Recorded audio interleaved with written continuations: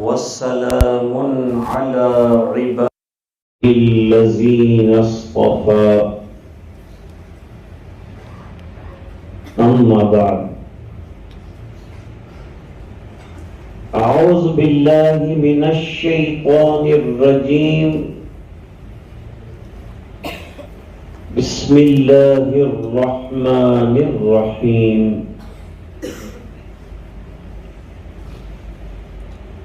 وَأَمَّا بِنِعْمَةِ رَبِّكَ فَحَدِّثْ صدق اللہ العظیم. اللہم صل علی سیدنا محمد وعلى آل سیدنا محمد وبارک وسلم.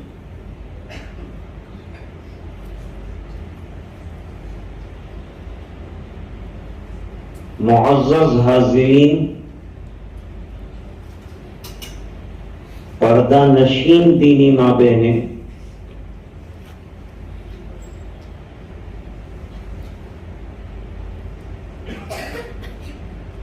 سب سے پہلے تو اللہ کا شکر بجا لاتے ہیں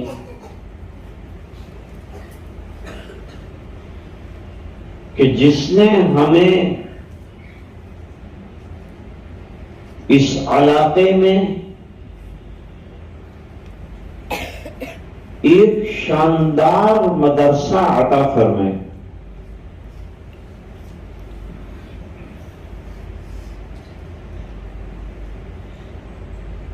نمبر 2،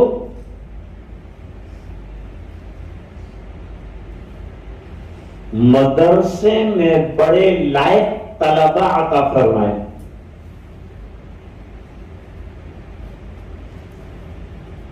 جنہوں نے ابھی نہایت عمدہ پروگرام پیش کیا، جو اساتذہ کی جد و جہد کا خلاصہ تھا.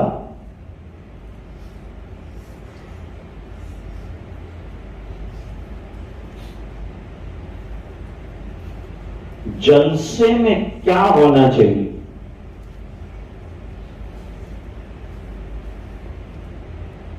جلسہ مدرسے کی سال بھر کی کارگزاری کا آئینہ ہوتا ہے.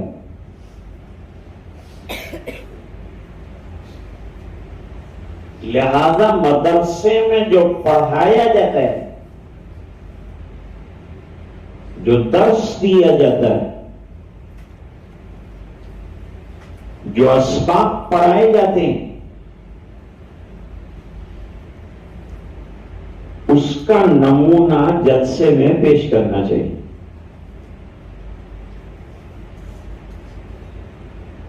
جس سے آنے والے حضرات کو یہ معلوم ہو کہ ہمارے بچے مدرسے میں سال بھر کیا کرتے رہے اور اساتذہ نے کس قسم کی محنتیں کی.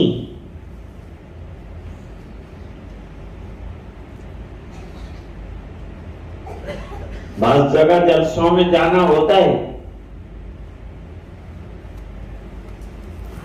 تو ادھر ادھر کی بہت سی وحی تباہی چیزیں جلسے میں شامل کر دیتے ہیں.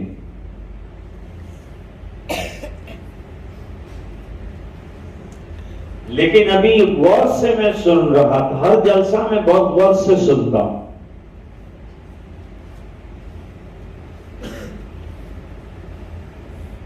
آج کے جلسے میں مرکزی حیثیت قرآن کو حاصل ہے.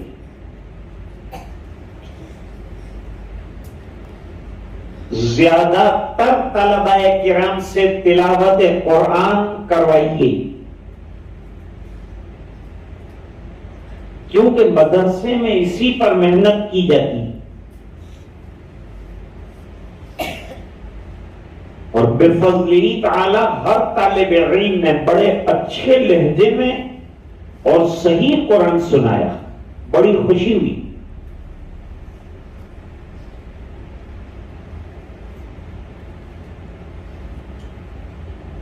ایک بچے نے مدرسوں میں جو ابتدائی چیزیں سکھائی جاتی ہیں، جیسے وضو کے فرائض ہیں، نماز کے فرائض ہیں، غسل کے فرائض ہیں، عقائد ہیں، سیرت ہے، تو ان میں سے چند کے نمونے ہمارے سامنے پیش کیے ہیں۔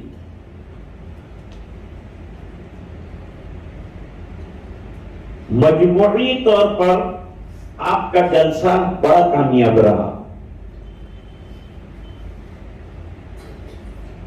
جلسے میں کسی مقرر کو اس لیے بلایا جاتا ہے کہ وہ جلسے کا جائزہ لے کر عوام کو فیصلہ سنائے کہ تعلیم کیسے۔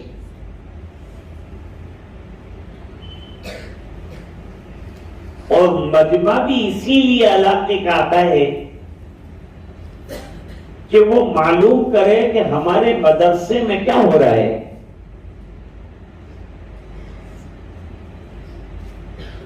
تو ہر اعتبار سے الحمدللہ مدرسہ کامیاب ہے۔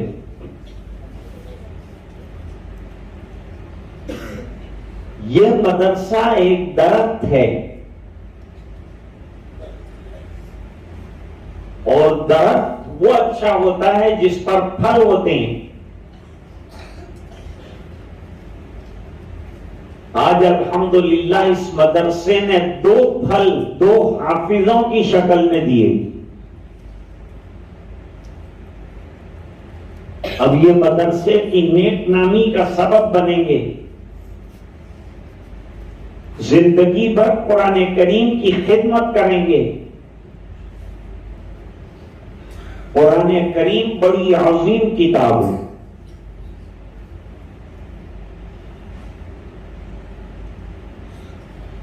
شاہ ولی اللہ صاحب محدث دہلوی رحمت اللہ علیہ نے ایک کتاب لکھی، اس کا نام ہے انفاس العارفین۔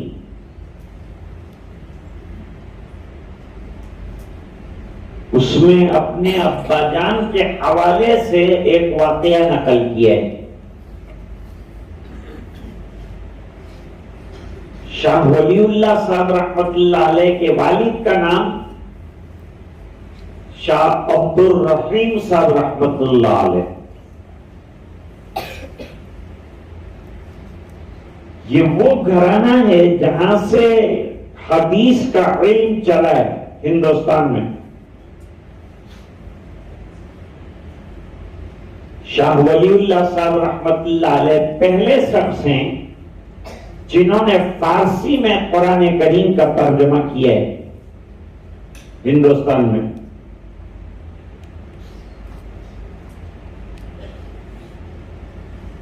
وہ اپنے ابا کے حوالے سے ایک واقعہ نقل کرتے ہیں۔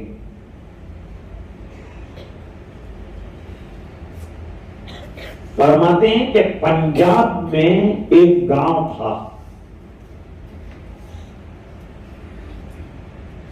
اس کا نام تھا کھیری۔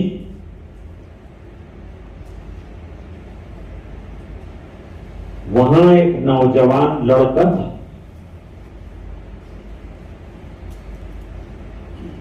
والدین کا انتقال ہو گیا،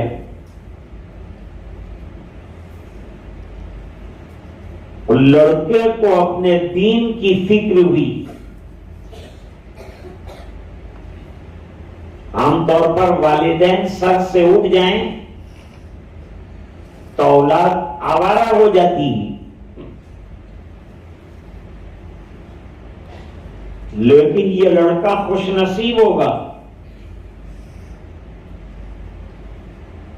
کہ جس کو اپنے دین کی حفاظت کی فکر ہوئی۔ ہر ایمان والے کو اپنے دین کی حفاظت کی فکر کرنا ہے، اور اپنی نسلوں کا دین سنبھل جائے اس کی فکر کرنا ہے۔ اللہ تعالیٰ قرآن میں فرماتے ہیں قُوْ أَنفُسَكُمْ وَأَهْلِيكُمْ نَارًا، اپنے آپ کو بھی آگ سے بچاؤ، نقصان سے بچاؤ، جہنم سے بچاؤ،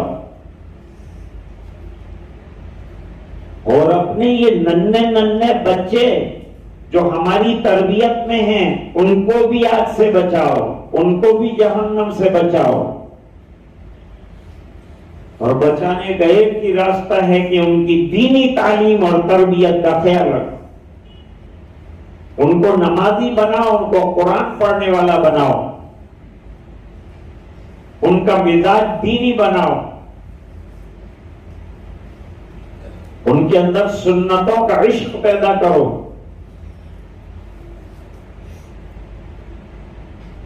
حافظوں کو بھی حفظ کے بعد اپنی زندگی کو بہت سنبھالنا ہے۔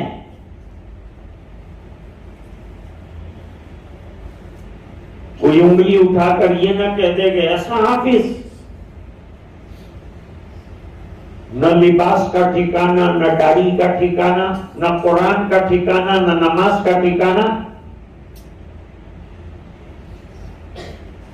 تو اپنی زندگی کو سنبھالو، اور جو قرآن اللہ تعالیٰ نے عطا فرمایا وہ قرآن کریم کی حفاظت کرو۔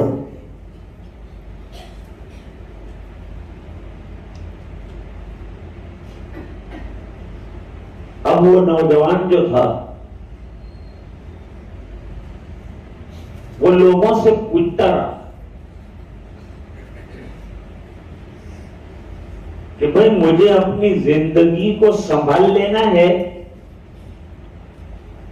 اور کوئی اللہ والے کے حوالے کر دینا ہے،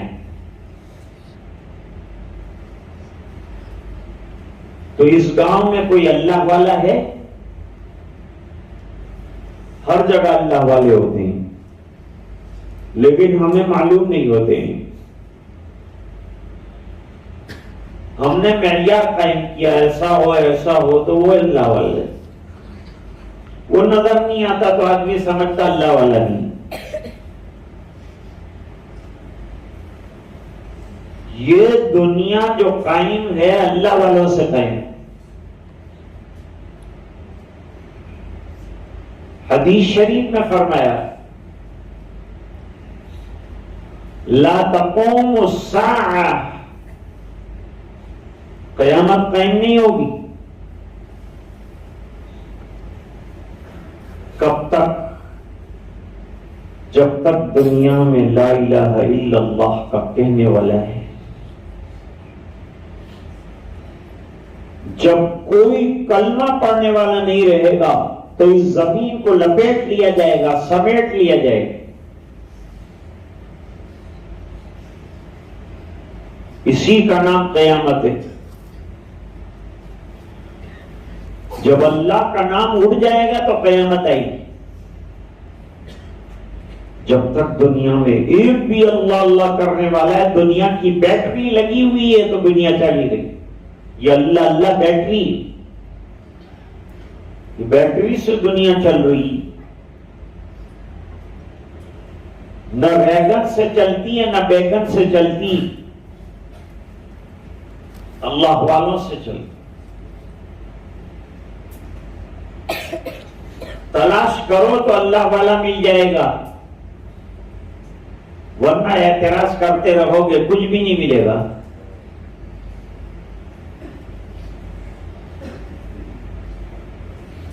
کسی نے بتایا کہ گاؤں کے کنارے پر وہاں ایک جھونپڑی، وہ نوجوان کا نام عبداللہ،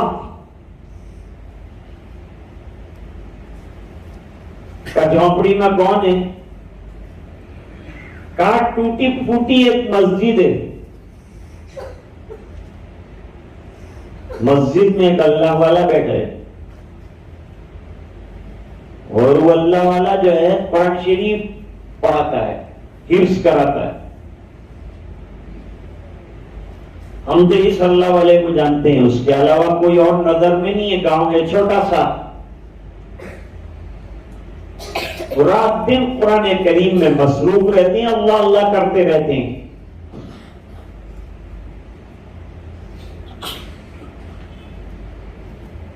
گاؤں کوئی بہت بڑا نہیں تھا، یہ پہنچ گیا گاؤں کے کنارے پر، جنگل کے اندر جو ہے ایک مسجد تھی ویران۔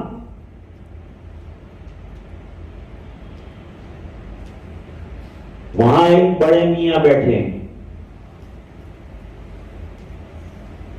اور بڑے میاں چند طلبا کو لے کے بیٹھے ہیں، سب قرآن شریف یاد کر رہے ہیں اور حضرت بھی پڑھ رہے ہیں۔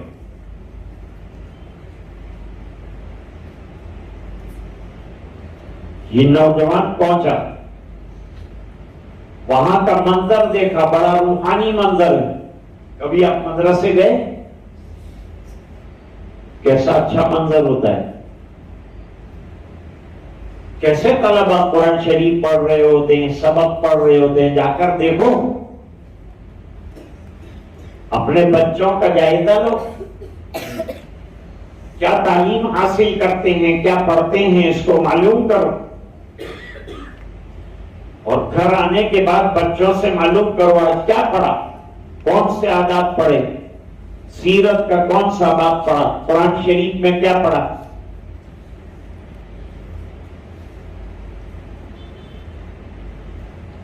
یہ نوجوان سلام کر کے بڑے میاں کے پاس بیٹھ گیا۔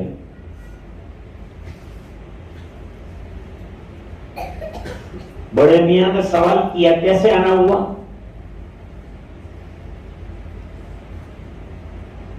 جواب دیا کہ میں اپنی اصلاح کے لیے آیا ہوں، کسی اللہ والے کی تلاش تھی، آپ کو یہاں دیکھا تو آپ کے پاس آ گئے، تو آپ میری اصلاح فرمائیے، میرا تزکیہ فرمائیے۔ خربوزے کو دیکھ کر خربوزہ رنگ پکڑتا ہے، اللہ والے کے پاس بیٹھنے سے، اس کی صحبت سے اللہ تعالیٰ اللہ والے کا رنگ چڑھاتے ہیں۔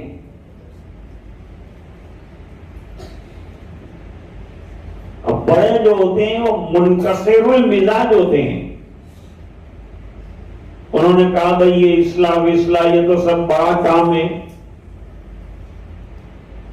میں تو قرآن شریف یہ چند بچوں کو پڑھاتا ہوں، حفظ کراتا ہوں، بس یہ کام ہے میرا۔ تو تم کو اگر اپنی اصلاح مطلوب ہے تو قرآن شریف لے کر بیٹھ جاؤ، وضو بنا لو، قرآن لے کر بیٹھ جاؤ۔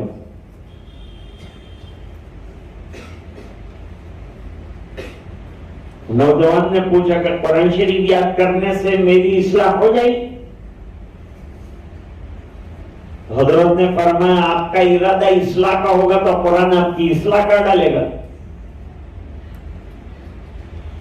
قرآن سے پڑھ کر تزکیہ کرنے والے کتاب بس وہ یزکی،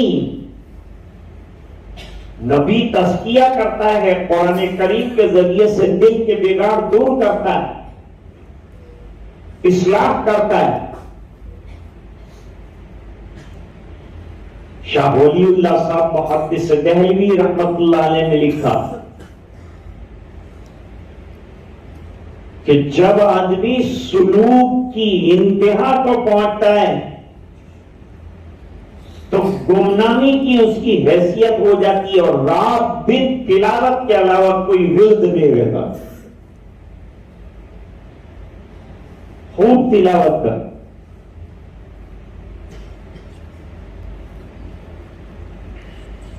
مولانا اسماعیل بداخ رحمت اللہ علیہ حضرت شیخ کے خلیفہ تھے مدینہ منورہ میں،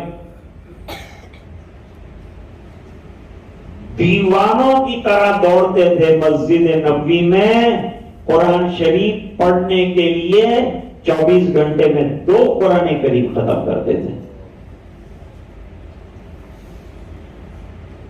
اور والہانہ قرآن پڑھتے تھے، قرآن کے عاشق ہو چکے تھے۔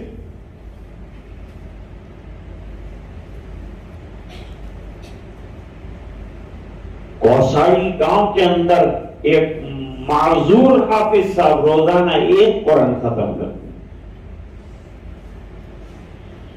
حضرت امام بخاری رحمت اللہ علیہ رمضان میں 40 پارے کی قرات کرتے، امام اعظم ابو حنیفہ رحمت اللہ علیہ 61 قرآن ختم کرتے، حضرت شیخ الحدیث صاحب فرماتے ہیں فضائل قرآن میں کہ میری گھر کی خواتین گھر کے کاموں کے ساتھ روزانہ 15 پاروں کی تلاوت کرتی، ماں بہنیں بھی رمضان میں سب کام چھوڑ کر تلاوت میں لگ جائیں، کھانا کم کر دو رمضان میں تو ہم بڑھا دیتے ہیں، جو نہیں بنانا ہے وہ بھی اس میں بناتے ہیں اور کہتے ہیں رزق بڑھ گیا۔ رزق سے مراد برکت ہے، رمضان میں برکتیں بڑھتی ہیں، رزق سے خالی سموسے اور پراٹھے مراد نہیں، رزق سے مراد خیر و برکات ہیں جو رمضان میں اللہ دیتے ہیں۔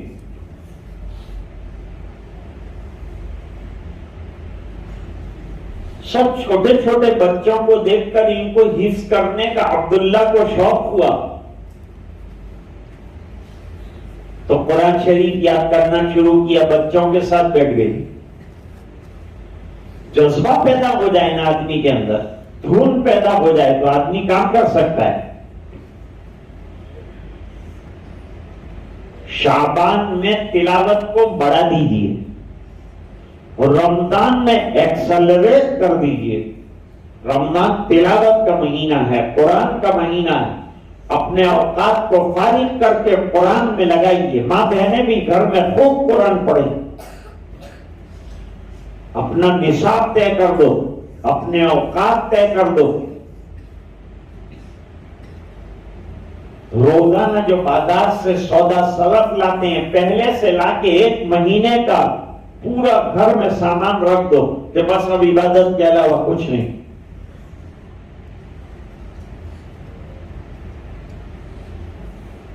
تین چار لڑکیاں کپڑا لینے کے لیے گئی، شو روم کے اندر کپڑے پسند نہیں آئے، بڑے خاندان کی عورتیں مسلمان، تو دکاندار نے کہا میں رمضان میں آپ کو منگا دوں گا۔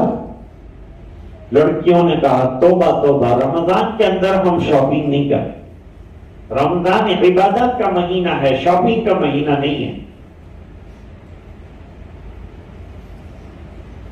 ہماری کمزوری یہ ہے، رمضان کا چاند نظر آتا ہے تو لوگ کہتے ہیں عید کے کتنے دن باقی، کپڑے لینے کب جائیں گے، جوتے لینے کب جائیں گے۔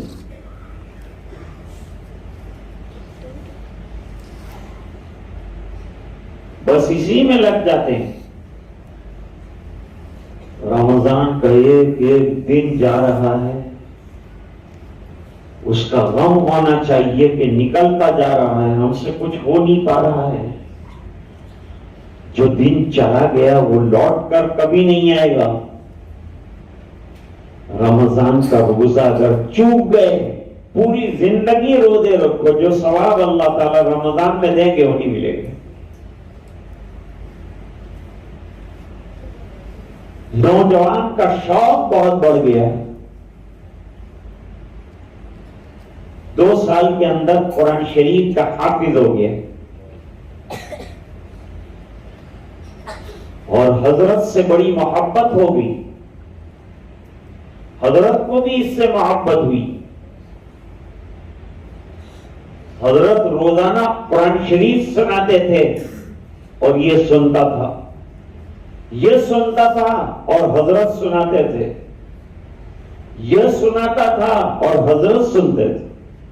یہ سلسلہ استاد اور شاگرد کے درمیان جاری ہے اور دونوں کی آواز نہایت عمدہ بہترین۔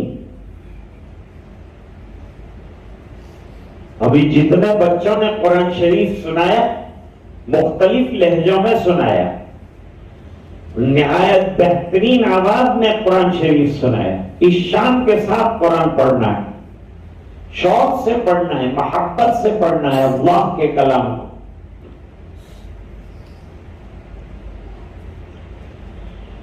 تراویح میں بھی قرآن کریم اطمینان سے پڑھا جائے اور سکون سے سنا جائے،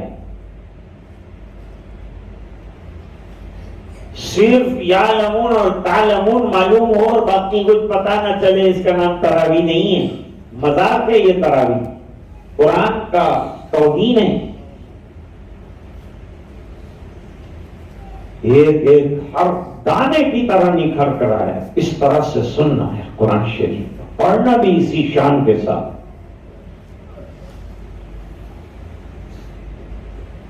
استاد کی آنکھیں بند ہیں اور شاگرد قرآن شریف سن رہا ہے، بہترین قرات کا سلسلہ صبح صادق میں جاری ہے۔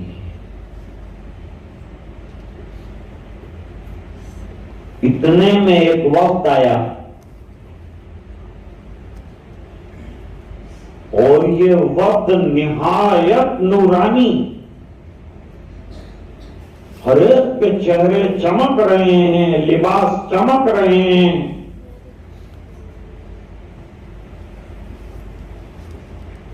اور یہاں تلاوت کا سلسلہ جاری۔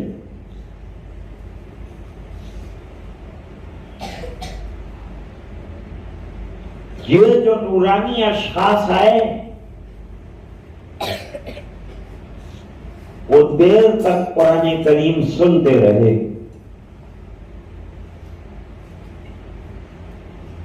شیخ کی آنکھیں بند تھی، انہیں کچھ پتا نہ چلا، لیکن عبداللہ حیران تھے کہ یہ کون نورانی شخصیات صبح صبح جنگل کے اندر آ گئے کہ روشنی ہو گئی۔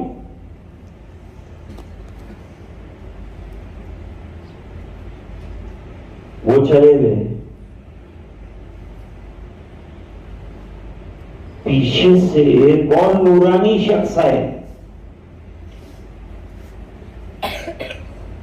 آتے ہی عبداللہ سے پوچھا کہ حضور آ کے گئے، ابھی سرکار آ کے گئے؟ عبداللہ نے کہا کہ نورانی شکلوں والے لوگ آئے تھے، میں نے ایسے نورانی چہرے کبھی نہیں دیکھے۔ فرمایا وہ حضور آئے تھے اور حضرت ابو بکر آئے تھے اور حضرت عمر آئے تھے۔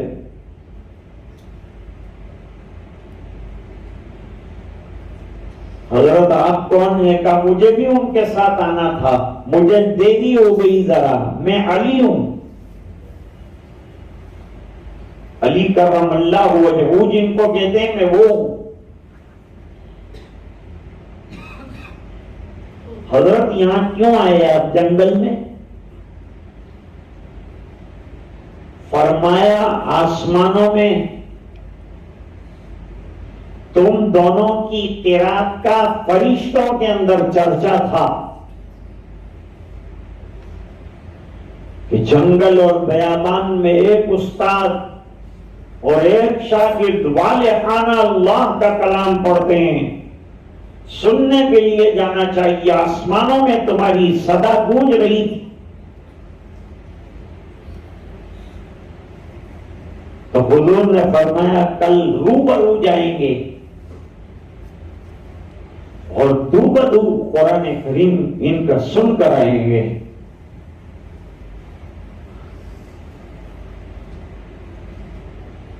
ایک بزرگ بہترین قرآن کریم پڑھتے تھے، انتقال ہو گیا، کسی نے پوچھا کیا معاملہ ہوا؟ فرمایا اللہ تعالی نے میری ملاقات کی، دیدار سے نوازا،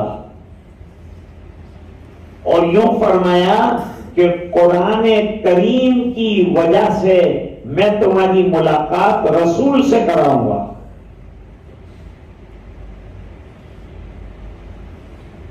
سرکار سے میری ملاقات کرائی۔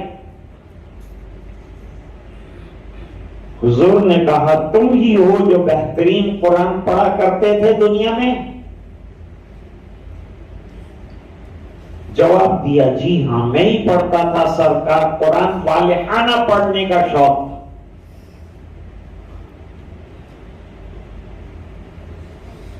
کہا پڑھو۔ خواب میں نے والصافات صفا پڑھنا شروع کیا۔ تھوڑی دیر تک حضور صلی اللہ علیہ وسلم نے سنا اور سننے کے بعد سینے پر ہاتھ رکھ کر کہا مت گھبرا قاری قرآن، کل تیری قیامت کے دن میں شفاعت کروں گا اور تجھے انگلی پکڑ کر جنت میں قرآن کریم کی برکت سے لے جاؤں گا۔ وہ قرآن کریم ہمارے یہ بچے سینوں میں محفوظ کر رہے ہیں اور اس کو یاد کر رہے ہیں۔ والدین مبارکباد کے قابل ہیں۔ ایسا دور چل رہا ہے دوستو کہ کوئی اپنے بچے کو مدرسے میں ڈالنا نہیں چاہتا۔ لوگ سروے کرتے ہیں، مدرسہ پڑھے گا تو کیا تنخواہ ملے گی، ڈاکٹر بنے گا تو کیا ملے گا، لائر بنے گا تو کیا ملے گا۔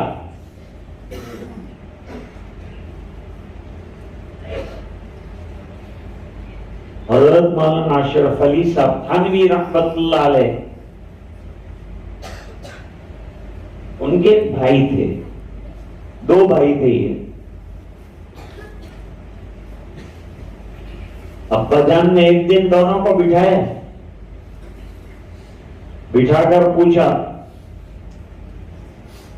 اکبر علی تو کیا بنے گا؟ کہا میں ڈیپیوٹی کلیکٹر بنوں گا۔ جب کلیکٹر آتا ہے تو لوگ پولیس والے آتے ہیں، ہٹو بچو ہٹو بچو، بڑا ویلیو اس کا، تو مجھے ایسا ٹھٹھیرا چاہیے۔ اشرف علی تم کیا بنو گے؟ کہا میں عالم دین بنوں گا، اس بنا پر کہ کلیکٹر جب تک کلیکٹر ہی کرتا ہے پولیس اس کے ساتھ چلتے ہیں، کلیکٹر ہی ختم تو پولیس بھی اس کو ڈنڈا مار دیتا ہے۔ اور اللہ والا جتنا بڈھا ہوتا جاتا ہے اتنی اس کی عزت بڑھتی جاتی ہے، اتنا اس کا ویلیو بڑھتا جاتا ہے۔ چٹائی پہ بیٹھا ہوتا ہے، ڈیپیوٹی کلیکٹر کو بھی بیٹھنا پڑتا، بڑے بڑے بزرگوں کے یہاں بڑے بڑے نیتاؤں کو جانا پڑتا ہے، اور مرتے دم تک ان کی بزرگیاں چلتی ہیں۔ حافظ قرآن کا درجہ کتنا اونچا ہو گیا، 16 سال کی عمر ہے اور کروڑ پتی اور روڑ پتی سب اس کے پیچھے نماز پڑھتے، سب انتظار کرتے ہیں حافظ صاحب آئے کہ نہیں، حافظ صاحب آئے کہ نہیں۔ لیکن حافظ صاحب کو حافظ صاحب ہونا چاہیے، حافظ صاحب نہیں ہونا چاہیے۔ حافظ صاحب کے معنی آدھا یاد آتا ہوئی نہیں۔ قرآن بھولنے کی کتاب نہیں ہے، یاد رکھنے کی کتاب ہے۔ تو ان کے اساتذہ کو مبارکباد پیش کرتے تھوڑا سا تعجب ہوا مجھے۔ سلابت پورے والوں کو اللہ تعالیٰ نے مال و دولت سے نوازا ہے، اور ماشاءاللہ مجمع بہت بڑا ہے۔ ایک ایک حافظ کو اور ایک ایک طالب علم کو خوب نوازنا چاہیے تھا، لیکن ہم نے 150 پہ اکتفا کر لیا۔ جیب خالی کرتے تو اللہ بھرتے رہتے۔ ذرا سخاوت کا ثبوت دو، ذرا بڑے دل کا ثبوت دیجئے۔ دوسری کمزوری آپ کی یہ رہی، مٹکا خود نہیں بنتا، مٹکے کو بنانا پڑتا ہے۔ آپ نے مٹکے کی تو تعریف کر دی لیکن مٹکا بنانے والے کو کچھ نہیں دیا. جتنا انعام آپ نے طلبا کو دیا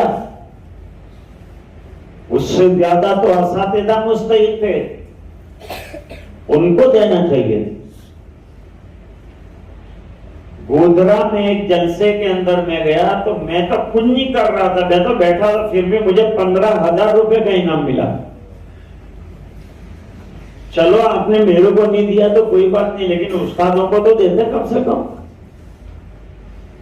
ایسی کنجوسی کیوں کی آپ نے؟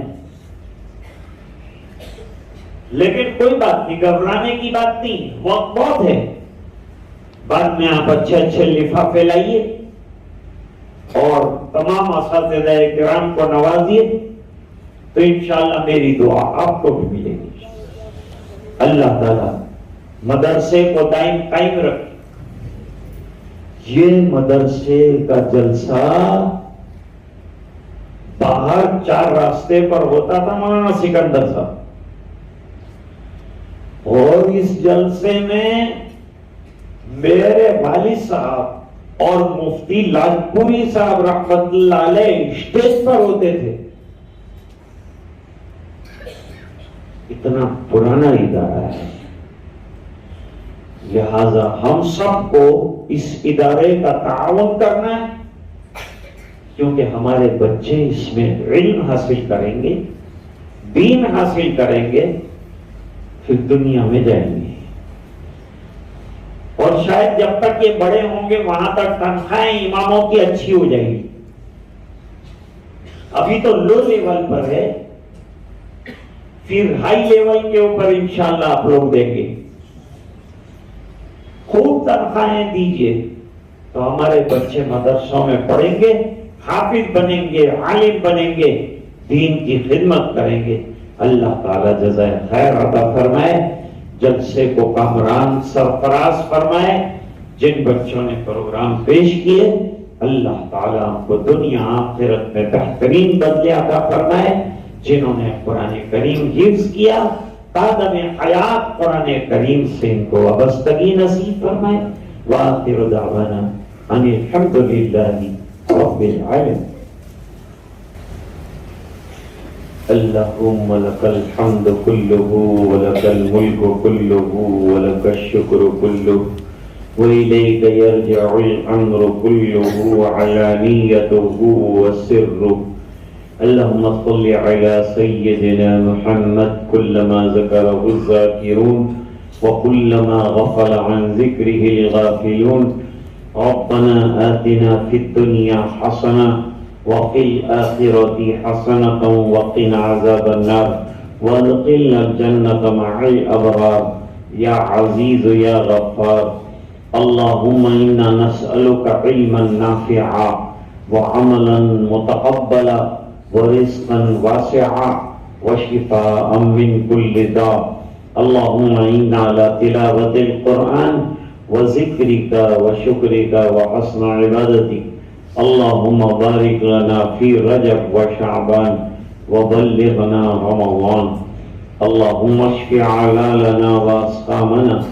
اللهم اشف مرضانا ومرضى المسلمين وارحم موتانا وموتى المسلمين. اے اللہ ہمارے گناہوں کو معاف فرما, کوتاہیوں سے درگزر فرما, اپنا فضل اور کرم شامل حال فرما. اے اللہ مدرسے کو کامیابی عطا فرما, اساتذہ کی محنتوں کو قبول فرما. جن حضرات نے طلبا کو نوازا اللہ ان کو دنیا آخرت میں بہترین بدلے عطا فرما. اے اللہ اس جلسے کو اپنی بارگاہ میں شرف قبولیت سے مالا مال فرما. جن طلبہ عزیز نے حفظ قرآن کریم فرمایا قادم حیات ان کے سینوں میں قرآن کریم کو محفوظ فرما. تلاوت کا ذوق شوق عطا فرما. اساتذہ کی محنتوں کو قبول فرما. مدرسے کے ذمہ دار جو محنت کر رہے ہیں ان کو قبول فرما. اے الہ العالمین بیماروں کو شفا عطا فرما. پریشانوں کی پریشانیاں دور فرما. جو الجھنوں میں گرفتار ہیں ان کی الجھنیں دور فرما. اے اللہ جو مقروض ہیں غیب سے قرضوں کے پورا ہونے کی سبیل پیدا فرما، مساجد، مدارس، خانقاہیں، مقابر، مراکز دینیہ کی حفاظت فرما۔ اے اللہ بہت سے علاقے کے احباب دنیا سے تشریف لے گئے، اے اللہ ان تمام ہی برادران کی مغفرت فرما۔ گھروں میں ماں بہنیں سن رہی ہیں، انہوں نے بھی ہاتھ پھیلائے ہیں، اے اللہ ان کی مانگتائیں بھی پوری فرما۔ ہماری نسلوں میں دین کی بقا کے فیصلے فرما، ہمارے بچوں کو دین کی تعلیم سے آراستہ فرما، دنیا کی تعلیم سے بھی آراستہ فرما، دونوں جہان کی ترقیات عطا فرما۔ اے اللہ پورے مجمع کی مغفرت فرما، امت کے ایک ایک فرد کی مغفرت فرما، اور یہ دعائیں اپنے فضل و کرم سے قبول فرما۔ سبحان ربک رب العزت عما یصفون وسلام علی المرسلین والحمد للہ